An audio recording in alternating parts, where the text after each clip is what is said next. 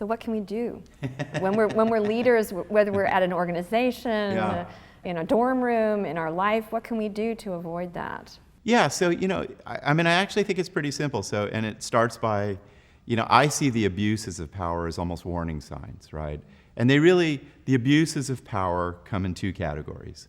And one is what has been well documented, and, and people see this in their work all the time, which is what you might call empathy deficits, which is people, when they're feeling powerful and no one's keeping them on their game, they really stop listening carefully, right? And so studies find when you feel powerful, you don't judge other people's emotions as accurately, you listen less carefully, you have trouble taking other people's perspectives, right?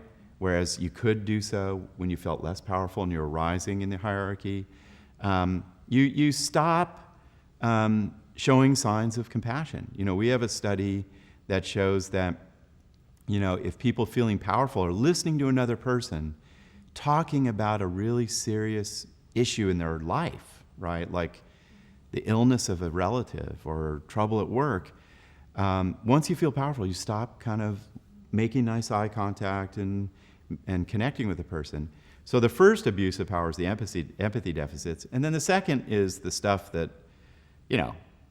is just you see it in every culture, and it's just one of the most perplexing qualities of power is just a lot of impulsive behavior. And I like to say, power kind of turns you into an impulsive sociopath.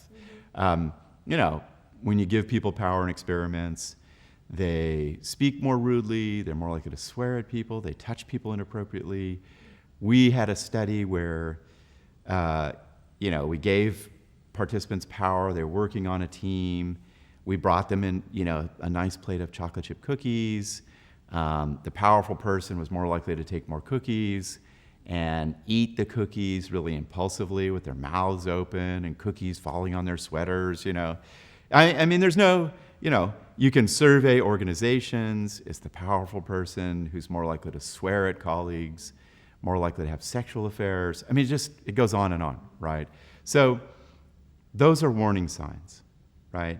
When you feel like you're not listening to people carefully, the empathy deficits, when you suddenly find yourself like, whoa, I just interrupted my colleague, or I swore at somebody, or and that, profane language is part of life, or you are feeling like you're, impulsive, those are warning signs that you're going to lose your power, right? And, to your question, what do we do? I think, what's interesting is if you look at what's happening in the study of organizations, practices in organizations, people are really getting interested in antidotes to the power paradox. Things like how do you stay sort of empathetic with your colleagues? How do you listen carefully? How do you handle stress well so you don't fly off the handle and shout at your team? So I think there are a lot of things you can do to counteract the abuses of power.